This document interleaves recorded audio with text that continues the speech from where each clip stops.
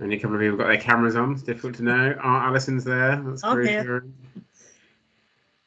Okay, right. We'll assume that people have already joined now. Here we go. Good. Hi, Sarah. Hi, Lynn. Great. Okay, Neil, welcome. Sorry for the change around. Thanks for being patient, bearing with us. So, welcome to the Midlands Forum. We are going to talk to Neil Jones now about climate change through empowerment. And the example from Hackney, I believe. So, Neil, over to you and give us a shout with the slide changes, okay? That's great. Thanks very much, James. Can everyone hear me okay? You're very quiet for me. I'll see if I can talk to my mic like this. Is that better? That is, yeah. Okay, good stuff. Great. Yeah, thanks for the intro. Yeah, I'm Neil. I work for the climate change charity Possible. So we run campaigns and projects to inspire more people to take more ambitious action on climate change. And that could be anything from running community tree planting days, or sometimes we do vegan feasts or heat camera treasure hunts. And we've also been known to plug community-owned solar panels into train lines and doing things like lobbying MPs on onshore wind. If you can go to the next slide, please, James. So John spoke about the potential for a wide variety of renewable technology in parks. So I'm going to focus in on one in particular, and that's heat pumps.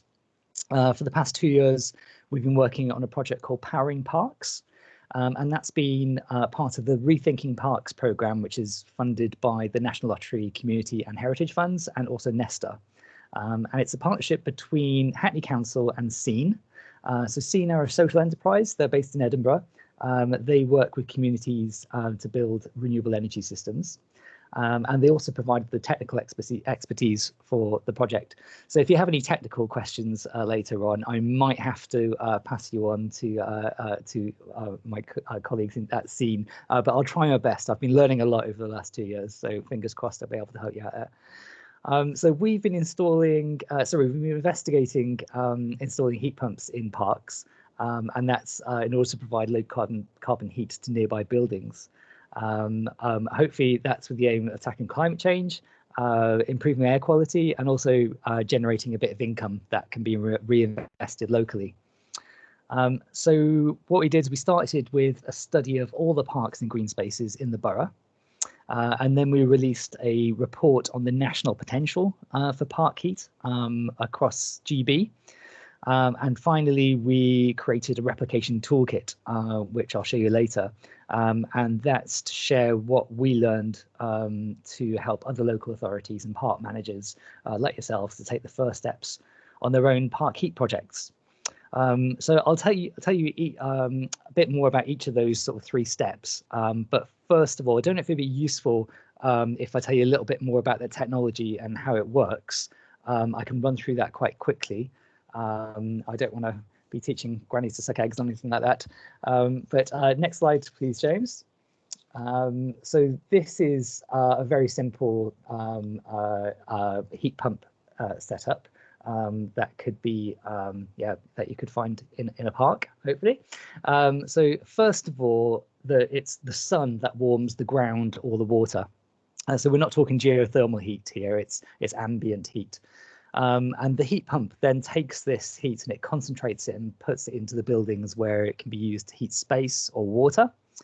And then in the summer, you could potentially even reverse that to help keep buildings cool. Not all heat pumps are capable of doing that, but if that's something you're interested in, then you can speak to a supplier about doing that. So the ground array that you can see at the bottom there, that collects the heat from below the surface of the park, and as John said earlier, that can be in horizontal, like a horizontal system which uses pipes called slinkies, and they're buried 1 or 2 meters deep, or they can be vertical boreholes and they go down 100 or 200 meters. That white box in the middle, that's the actual heat pump. And to the left there, the heat distribution system, that's the radiators or the underfloor heating that heat the rooms inside or any hot water tanks. So a heat pump, it works very much in the same way as a fridge. Except instead of moving warmth from the inside to the outside, it does the opposite. So a refrigerant is circulated around the sealed tubes of the system. And then a compressor changes the pressure of the refrigerant in different stages. So it turns it into a gas and then back to a liquid, and it absorbs and releases heat in the process of doing that. But the clever thing is that for every unit of electricity that you use to run the heat pump, 3, 4, or sometimes even 5 units of heat are produced. So it makes it really efficient. Next slide, please, James. So back to Hackney in London. So the council currently manages 58 green spaces, ranging from big open spaces like Hackney Marshes. They've got the largest concentration of football pitches in Europe, by the way, and it ranges to like the more naturalistic Hackney Downs that you can see in the bottom right. And there's the more traditional parks like Klissel Park and London Fields, as well as the smaller London squares that you might be familiar with, such as Hoxton in the bottom there. Next slide, please, James. So a few years ago, the council decided to digitally map all their parks and green spaces for and their assets. So then they could better understand how they manage the spaces and how they can model that for the future. And some of you might have done that yourselves. One of the added extras is that they got to create one of these useful infographics using the data, which looks really pretty. But it was also the first step in the process of our site selection for our projects. Next slide, please. So Hackney handed over these GIS datasets to Scene, so that they could review all the spaces and identify where there was potential for installing ground source heat pumps. And this fell into 2 parts. Firstly, looking at the physical spaces and identifying any constraints such as underground utilities, root protection zones around trees, that sort of thing. And it was at that stage that we realized we're not just looking at big grassy areas, but there's also opportunities in spaces covered in hard standing, so like car parks, or those that already had alternative uses like tennis courts and path networks, and even water bodies.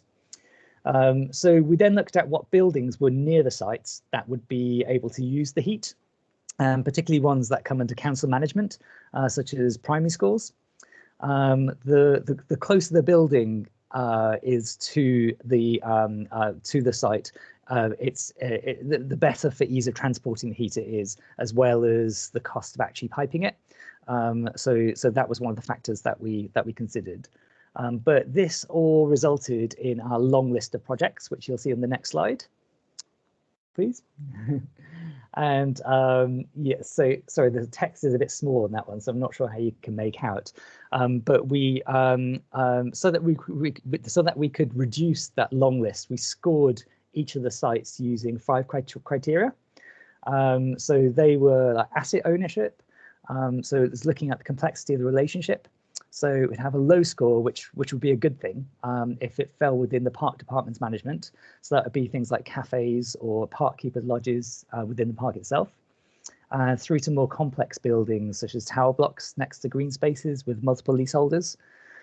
The next column along is negative impact on the park, such as any disturbance from carrying out the works. Although, as John mentioned earlier as well, we'd ideally aim to carry out works at the same time as other improvement works to counter this, like when you're working on drainage for football pitches, that sort of thing, or you do it at the time of year where that part of the park is used less. Delivery time frame, that's pretty self-explanatory, but it's how long it actually takes to deliver. And then potential for outreach. So this is one of the things we were particularly interested in as a climate change charity that looks to engage people. So we wanted to use the project as an opportunity to reach out to the community and use it as an educational resource. So sites with a higher profile or those with a school attached, for example, they'd score better. While we're speaking about outreach, if you could move on to the next slide, please, James. So at one of the sites, this was actually Daubney Fields next to Kingsmead Primary School. So we ran a heat seekers quest. So we invited locals and councillors along to the park, and we gave them thermal imaging cameras that you can see they're kind of like clip onto your smartphones. They're really really easy to use, and you get really cool kind of images that overlay the actual picture that you can see with heat. We gave them some ground thermometers as well, and we just set them a challenge really to discover hidden heat in the park. And then we talked about the potential project and how we could put that wasted heat to use, and gave them the chance to ask questions and go through any concerns that they had. It was really, really engaging. We had some really good feedback. And the local councillor that you can see in the middle there, so it's the lady in the red jacket, she was really enthusiastic and like very supportive. And if you could move on to the next slide, please. So back to the shortlisting. So we pulled out 5 sites to take to the feasibility report stage. So they were Daubney Park Cemetery, Daubney Fields, as we just saw in the last picture with the primary school next door, London Fields Lido, Klissel Park, and the West Reservoir Water Sports Centre, which is not technically a park, but it does fall under the council's leisure and green space service. I'll talk a bit more about that one in a moment because it's really exciting. Next slide, please. I should have done fewer slides, sorry, James. So looking at each of those, in London Fields, the Lido, it's one of the handful of heated Lidos in London, and it was one of the first sites that we wanted to explore because there was huge heat demand of the pool itself. However, the small print of the RHI, the Renewable Heat Incentive, that's the government subsidy that is coming to an end. But it's at the time we were looking at it, it was stipulating that it wouldn't cover outdoor swimming pools. So we had to park the idea, unfortunately, despite having kind of explored that quite extensively. It was a bit of an oversight. So it was a big learning for us. As a side note, the main reason that subsidies are so important, as John mentioned earlier, apart from helping to develop the supply chain for heat pumps, is that the cost of electricity versus gas in the UK is artificially high. In Hackney, it's about 5.5 times more expensive due to that's the deal that they have with their energy supplier. And that's because the costs of decarbonising energy so far fall on electricity bills and not gas bills, or very little on gas bills. So the subsidy helps to level the playing field somewhat. And the RHI for non-domestic installations, it was due to end at the end of this month, although the deadline has been extended by 12 months for projects that are already underway and that have been delayed due to COVID. But the government are yet to announce a replacement to the non-domestic RHI that would cover the scale of these projects.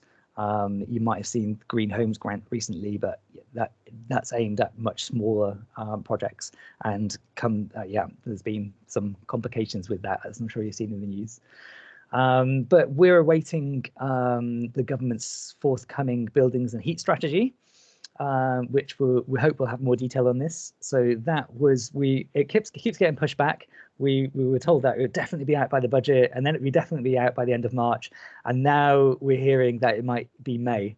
But as soon as that is out, the toolkit that I mentioned earlier, we're going to update that with the information in there, so it will all be in one place for you.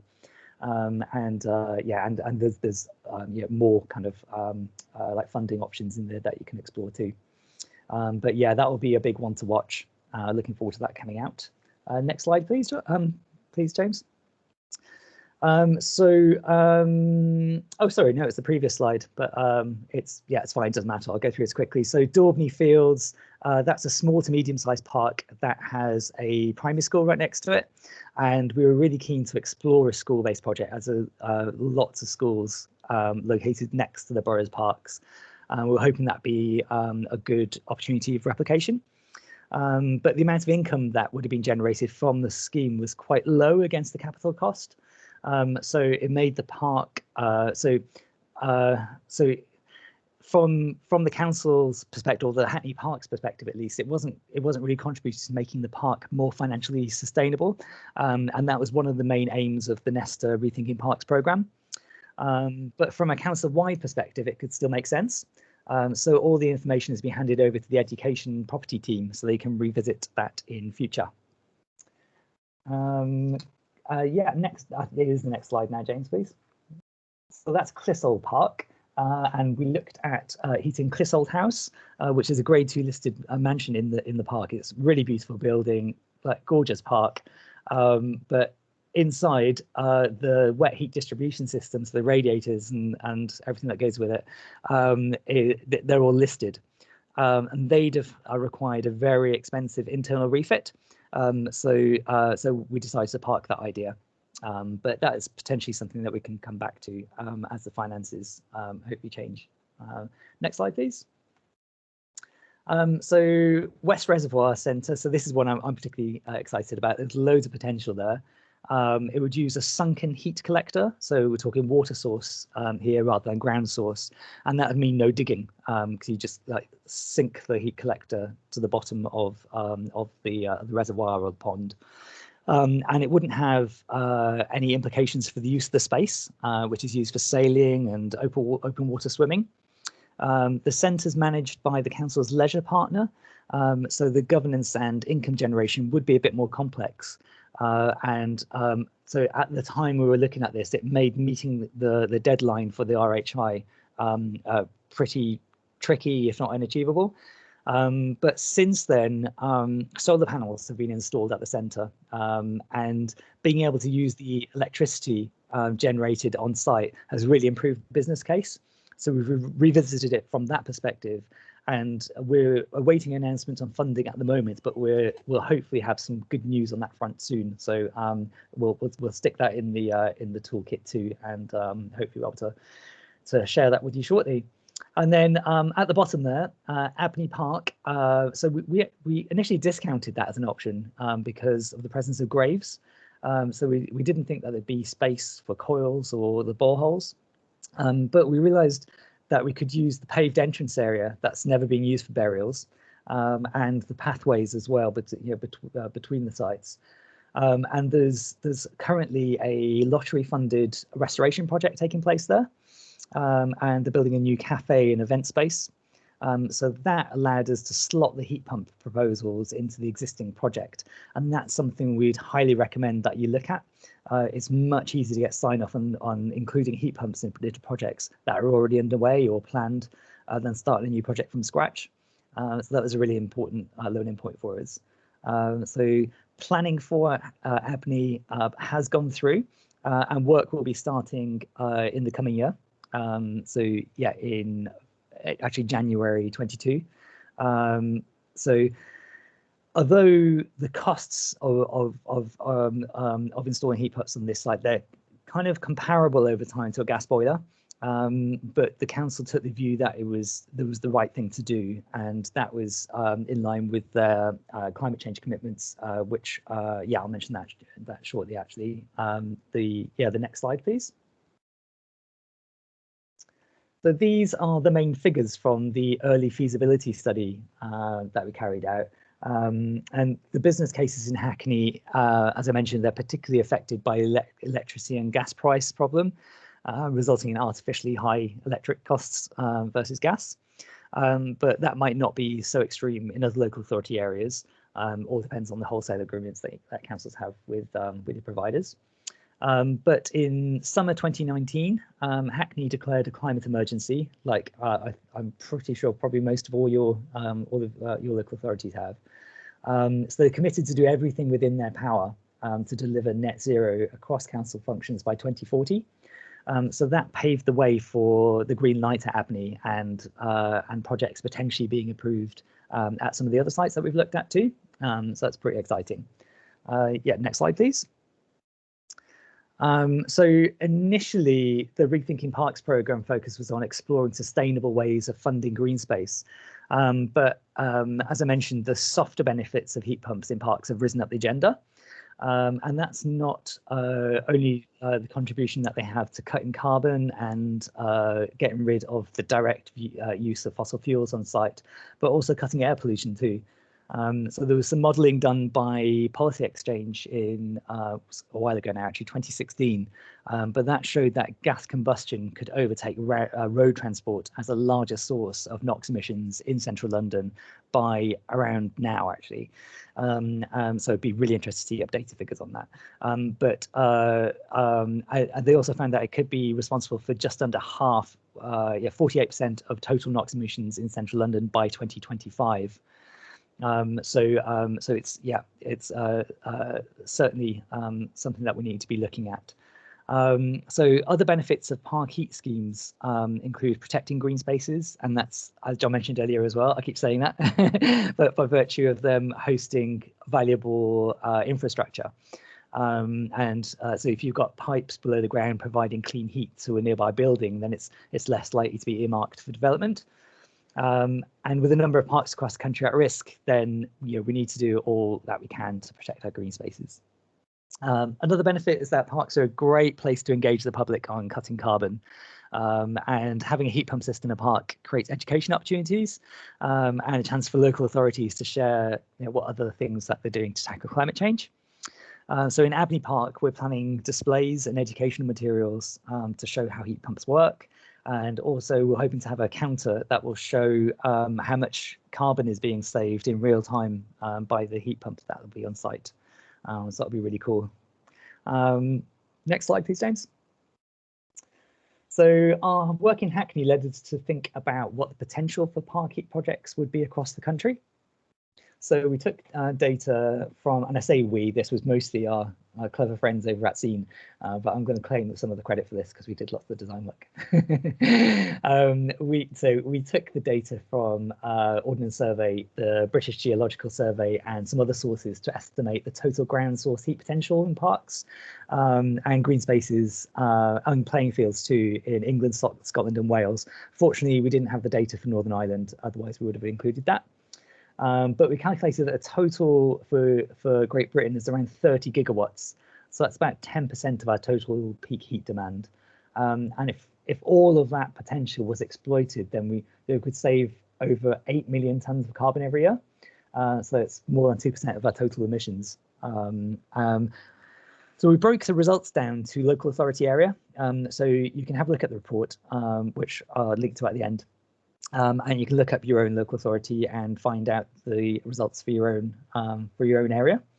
And we found that the places with the most park heat potential in England are Richmond and areas on the outskirts of London, as well as places like Bristol, Manchester, Leeds, Liverpool and Milton Keynes. In Scotland, it's that central belt of Glasgow, North Lanarkshire and Edinburgh. And in Wales, South Wales towns and cities that dominate is like Cardiff, Newport, Swansea, as you might expect, but along with Caerphilly and Rhondda. Up north, Wrexham gets a look in too if you include playing fields. Yes, you can find the breakdown for your own parks. They're all there in the report. And then finally, next slide, please, James. I'll wrap this up pretty quickly. So the final phase of the project was to create this replication toolkit, and that's to help other local authorities and park managers with the search for opportunities, shortlisting potential sites, and carrying out your first stage assessments of costs and benefits for park heat projects. So it's split into 7 modules.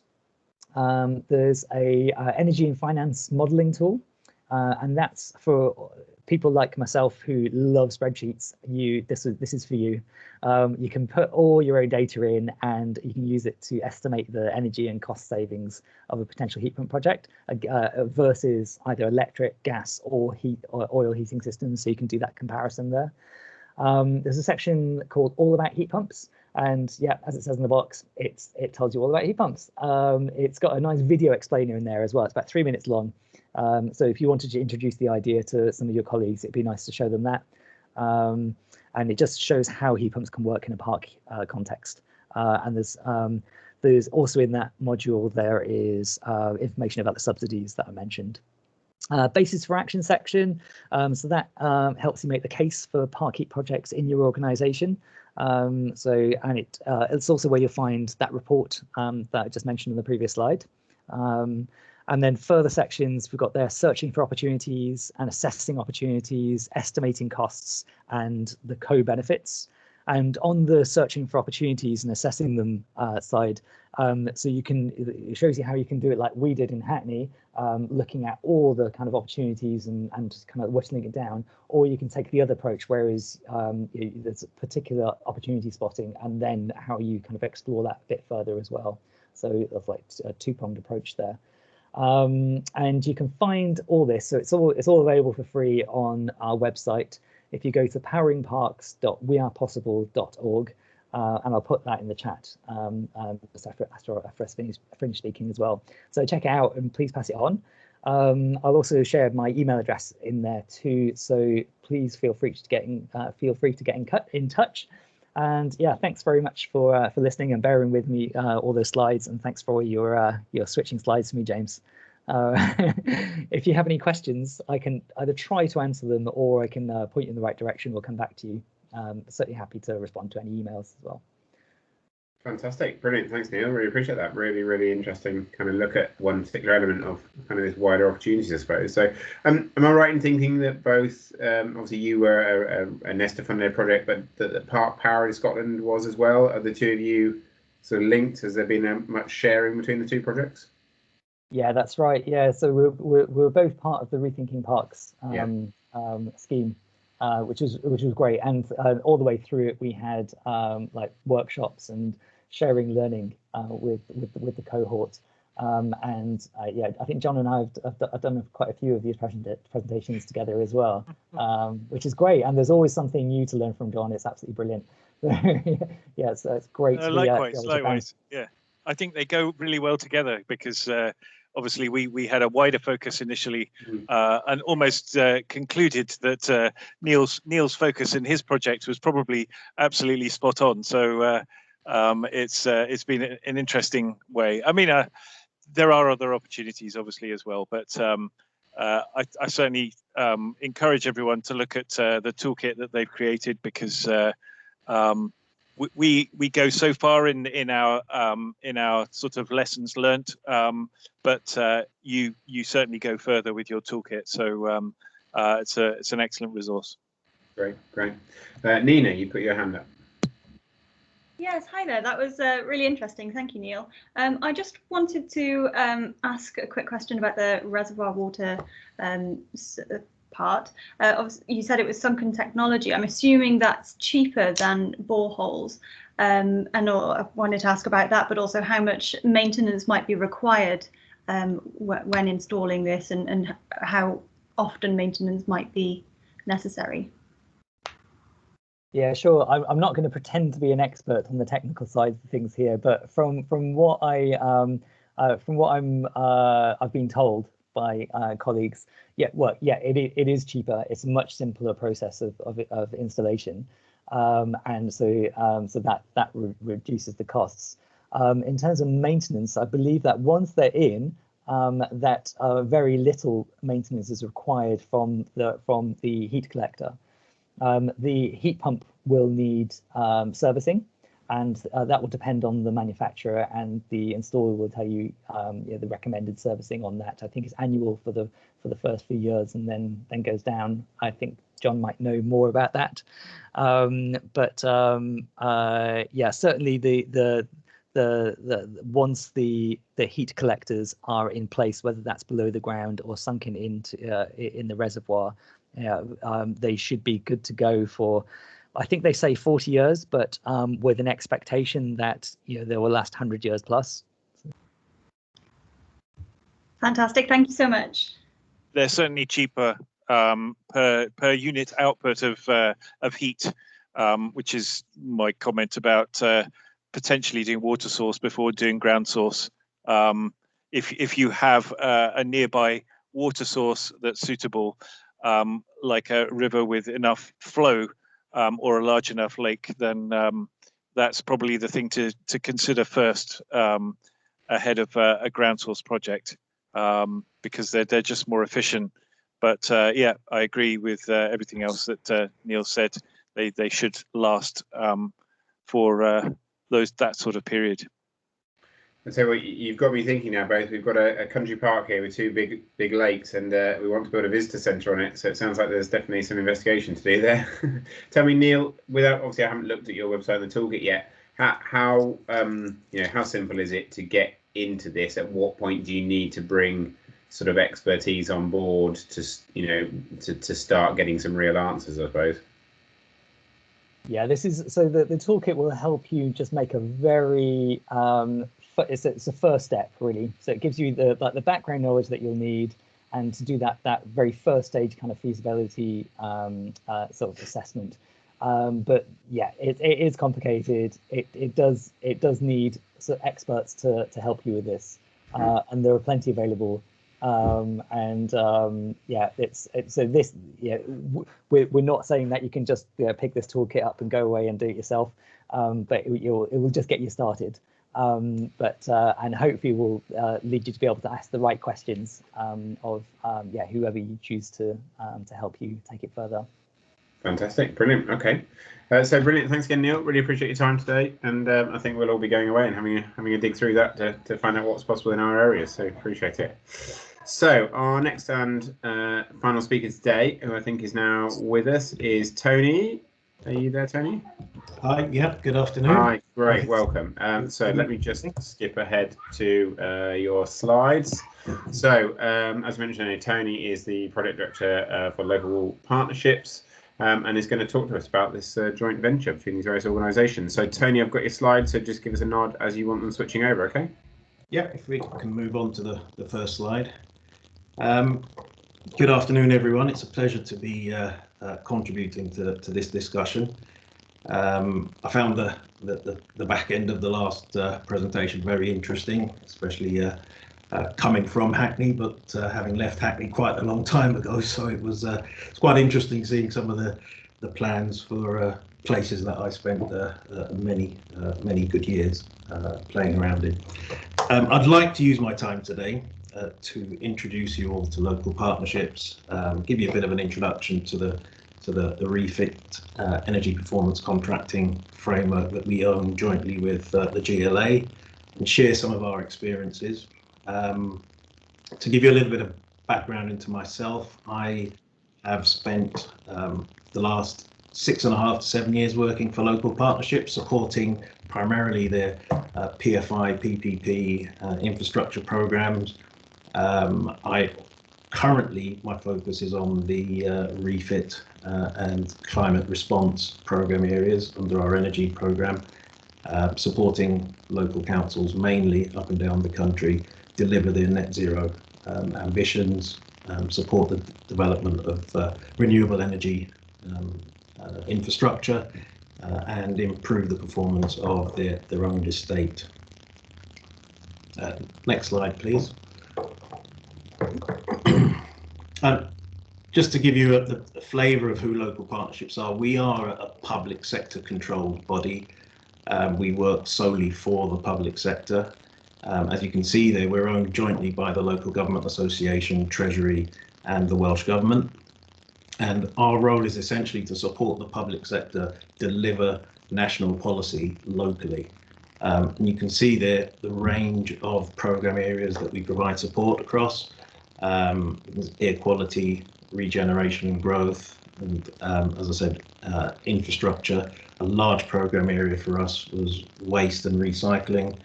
And as I said, energy is a programme area for us, which is where I sit, supporting climate response and the energy efficiency work. Next slide, please. In terms of the Refit framework, as I said, it's jointly owned by local partnerships and the GLA. It was originally a framework that was launched by the Mayor of London, and it was essentially developed to help accelerate public sector bodies improve the performance of their own estate. Originally, the concept was about saving energy consumption, reducing energy costs, and as we've seen, especially with the declarations up and down the country of climate emergency 2 years ago, we're seeing more and more local councils come to us to ask us whether the framework can be used to support them deliver their net zero objectives.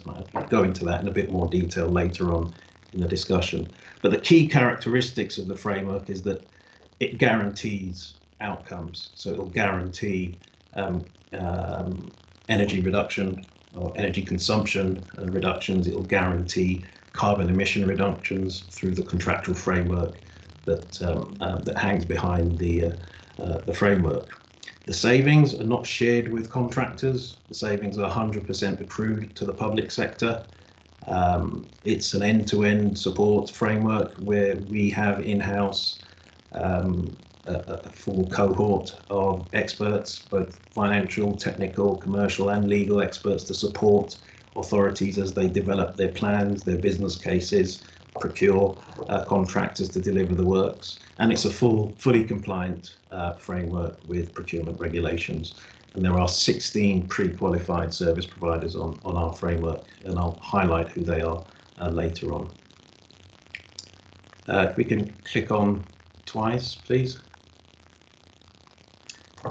Yeah, in terms of what does the framework cover and who uses the framework, you can see there on the right hand side the full remit of public sector organisations, whether public sector controlled or funded organisations, schools, academy trusts, universities, NHS trusts and foundation trusts, obviously local councils, central government departments, Church of England schools.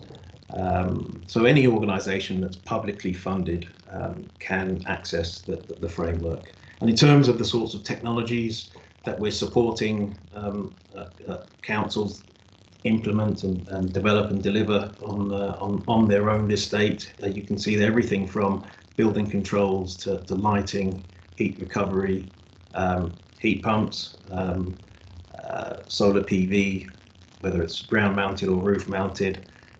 We're now moving into developing heat network projects for councils, and essentially the full gambit. I mean, essentially the sort of project that we tend to get involved in is where the council wants us to look at their whole estate, whether it's land and buildings, and sets a strategic target, for example, to deliver net zero by 2030.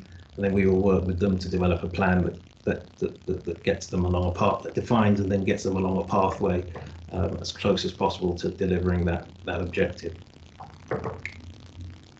Next slide, please. Just click on once more, please. I guess this slide is a bit of a complicated way of saying the design of the framework and the design of energy performance contracting is such that the benefits that are accrued during the lifetime of the contractual obligations more than pay for the cost of the capital cost of the installations. Invariably, we find councils using Salix funding, which obviously has some quite limiting payback requirements. But we also see councils using a blended approach where they're applying Salix funding, their reserves, and prudential borrowing as well. But the other element that the framework can offer is financing brought to the table by the contractors, and we would only recommend that in certain circumstances, because if projects are below a certain size, then the cost of obtaining third-party funding can kind of destroy the economic benefits from the project. Next slide, please. The framework has gone through a number of iterations. As I said, it was originally launched by the Mayor of London back in 2009. Before then, it was a concept that was quite regularly seen in the US. 2014, the programme was rolled outside of London. That's when we got involved. And since then, it's gone through another iteration, well, 2 iterations, in fact, with the latest version of the framework having been launched April last year, and it will run for 4 years. And the main changes that we have seen during that 10-year period to the framework has been to make it more user-friendly for councils, and public bodies in general, and also allow the framework to deliver multi-stage, large-scale projects, which I think has been absolutely essential, because since 2019 we've seen a greater focus on greenhouse gas emission reduction. There's less of a focus on energy efficiency, a direct focus on energy efficiency. So we're almost seeing the framework evolve into a carbon performance contracting framework rather than an energy performance contracting framework. And we're also seeing very large heat network projects, or councils with very large heat network projects come to us to explore how the framework can deliver those projects.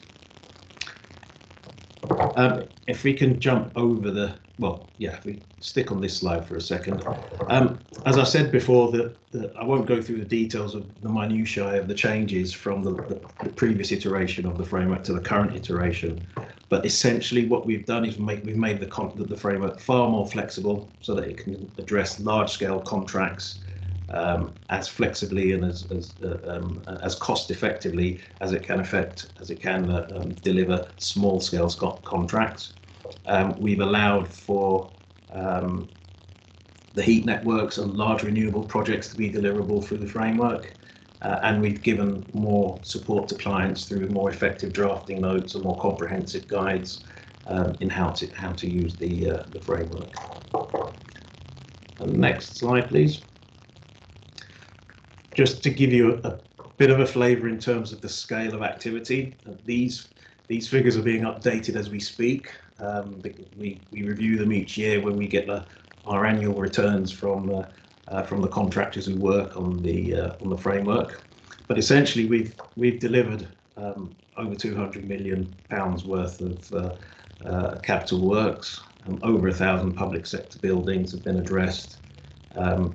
More than 55,000 tonnes of CO2, the equivalent of 55,000 tonnes of CO2 saved each year, and audited energy saved each year in excess of £10 million. And you can see there 250 different organisations that have been supported through the framework. And I think it would be fair to say that this is the framework of choice, certainly for local councils across England and Wales where we work. I should point out that we don't cover London. The delivery of the framework in London is the responsibility of the GLA, who are joint owners of the framework. The next slide, please. As I mentioned, there is dedicated expert support within local partnerships. Not only do we have a permanent core team of experts who have technical capability, commercial, legal and financial, we also have on our books associates. So what you'll tend to find is that depending on the specific needs of each council, whether they're looking at developing solar PV or ground-mounted wind generation or heat networks, we do have the expertise and recognise experts who can support the technical development of business cases and phases, programs of work. Our fee structure is based on a fixed fee, based on a fixed price, and because of our modus operandi and our ownership structure, our remit is to cover our costs rather than generate profits, and I think that's an important point to note. Next slide. As I mentioned before, there's a big focus on the net zero objectives. We see the real driver here, the UK's national 2050 objectives and how councils have reacted to that. Some councils are far more aggressive than others, but every council has reacted to our national targets. We're seeing a focus on creating greener, healthier places to live and work. Hence, a lot of the discussion today on this webinar.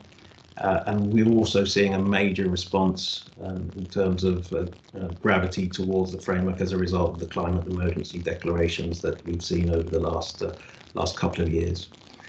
Recently, this year, we have seen an awful lot of work as a result of the public sector decarbonisation scheme. Many authorities have availed themselves of the Refit Framework to deliver their schemes, especially given the timescale for the spending of the grant funding that's been provided. September being the delivery date for those works. A lot of authorities came to us after the decarbonisation scheme was announced, and unfortunately we weren't in a place to help them, given the timescale required to develop the projects. But those authorities that were already signed up to Refit were in an extremely strong position to move quickly when the announcement was made, and we're sending that message out now. And our expectation is that there will be a public sector decarbonisation scheme Mark II at some point when the lessons have been learnt from the first phase.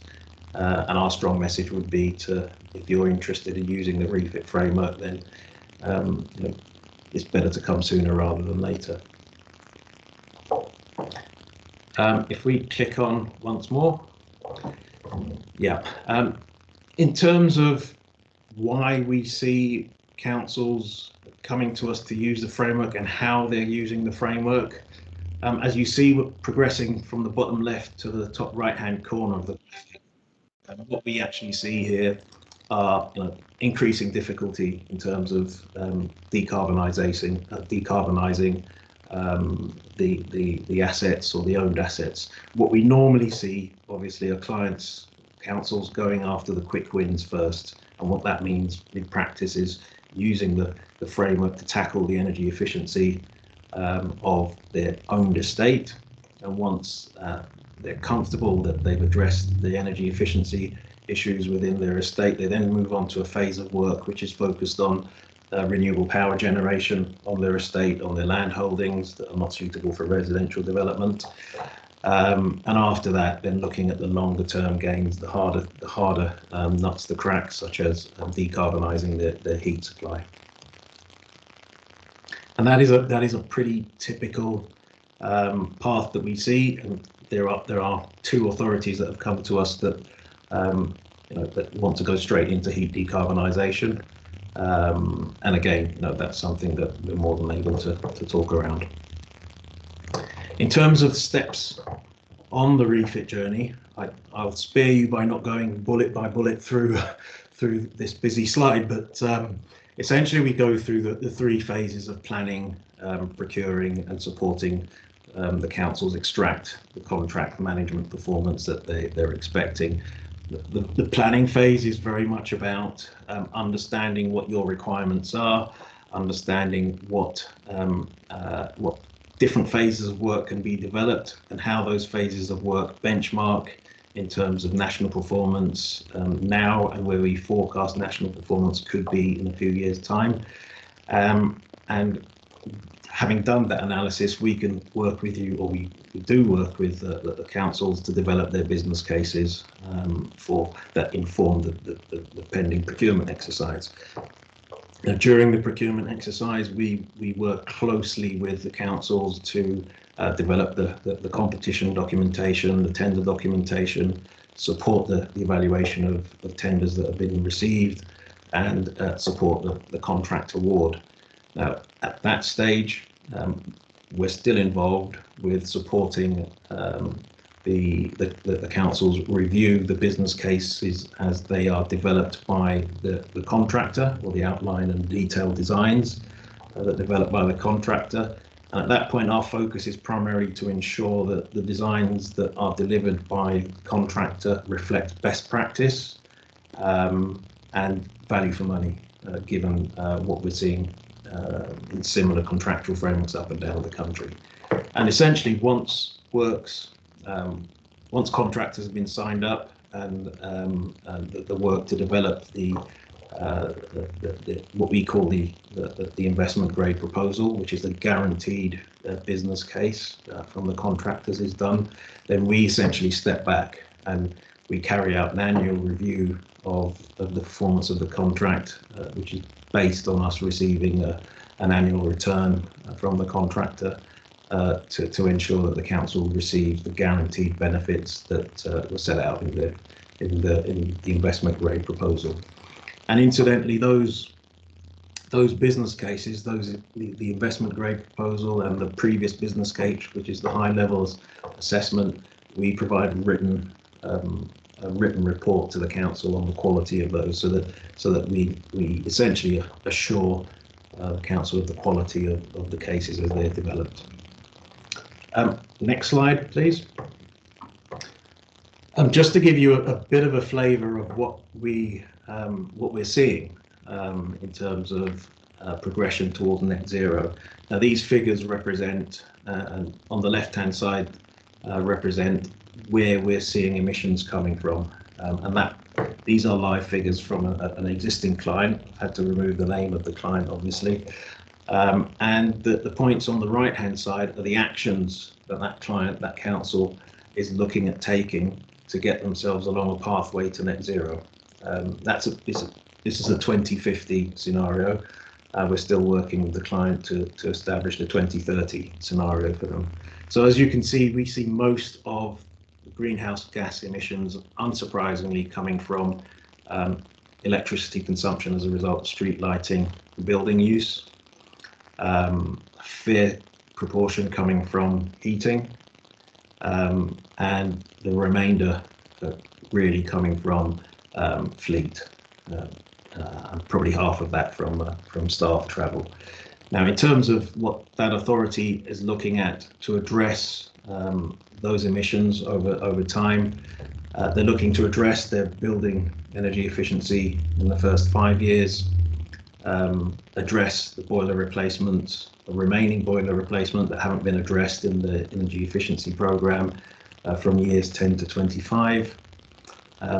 Looking at quite an aggressive fleet replacement policy to bring on board ultra low emission vehicles for cars and class 1 vans in years 1 to 5, addressing class 2 vehicle vans in the first 10 years, and the remaining fleet in the first 20 years.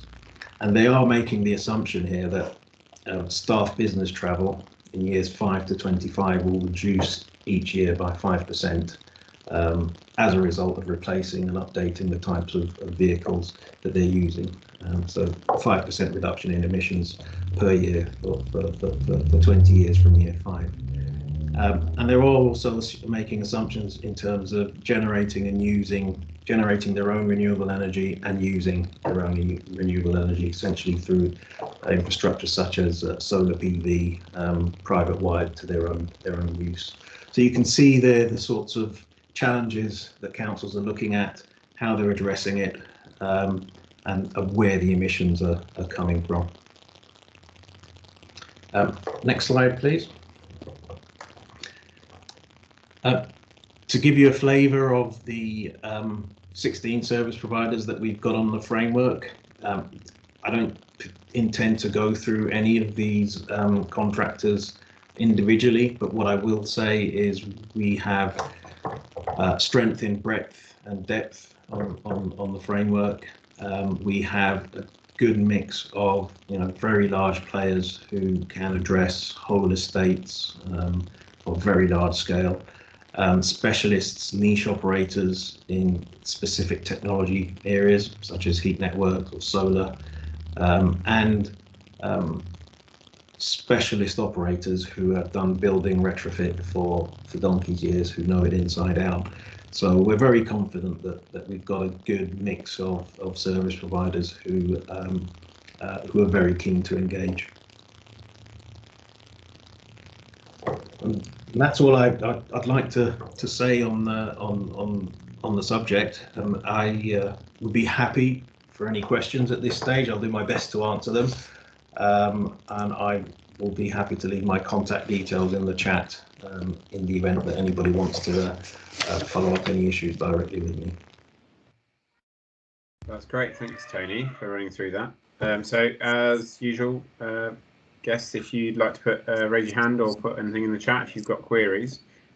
Tony, can I just ask about the scale then? I think you mentioned in there about, usually these are, local authority wide, approaches and initiatives.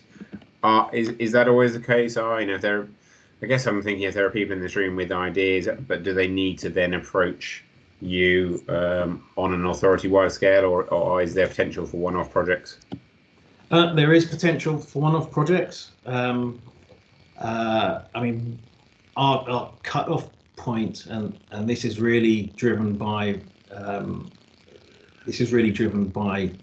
where we see market interest. We tend to say, well, if you're looking at a projected capital spend of £1 million, or addressing energy consumption costs of approximately £1 million, that's a good benchmark. But that's very, very rough. I mean, what I would say is if there are very specific issues that need to be addressed, single buildings that need to be addressed, and there's a very clear idea of what needs to be done in that building, and it might be £500,000 in terms of capital spend. Again, there are suppliers that on our framework that be very interested in those types of projects. Okay, great. Okay, so I guess one of the things we can all do potentially is talk to our colleagues in our energy teams for a start and see what their awareness and involvement is so far. Absolutely. I mean, and what we do see is quite rare, but what we do see is authorities or public bodies collaborating, and whilst we are somewhat constrained in terms of only being able to work for the public sector, in theory there shouldn't be any issue, or potentially no issue, with a public sector leading collaboration between a number of bodies, and we'd be happy and able to engage on that basis. Brilliant, fantastic, great. Okay, well, unless there's any other questions, just if I can thank all of our speakers today. So thanks to John, to Neil, to Simon, and to Tony. Appreciate you giving up your time to talk to us all today. I think we mentioned at the beginning, and you saw the pop-up, we've got a recording of today's webinar. As usual, will appear online in the next week or so on our website. And as Alison mentioned at the beginning, for those who are not yet members or would like to become members, please do consider getting in touch about that. Alison, is there anything else you wanted to mention before we sign off, or take any other questions from anybody? Just I think the evaluation probably is the other thing to remind people of. If we can put the link in the chat, that'd be great. Yeah, that's everything from me. Thank you. Great. And if I can ask if anybody else has got any AOB while we're in the room they want to cover, please do stick your hand up. Or suggested topics for future webinars as well. Otherwise, we'll be back. Our next one, Alison, is, remind me? In approximately 4 weeks' time. Yeah. Okay. So yeah, back in April, and then I think June after that, aren't we? So that's right. Yeah. Okay. Great. And hopefully meet in person later in the year. Yeah, just as we're saying, isn't it? We all want that, I think. So we are starting to think as a board about how we might do that later this year and where and so on. So fingers crossed, we'll actually get to see some real people from the region again one day later this year. So yeah, do chip in if anyone's got anything else. Otherwise, thanks for your time, everybody. Thanks again to the speakers, and we'll see you the next time. Thank you, everyone.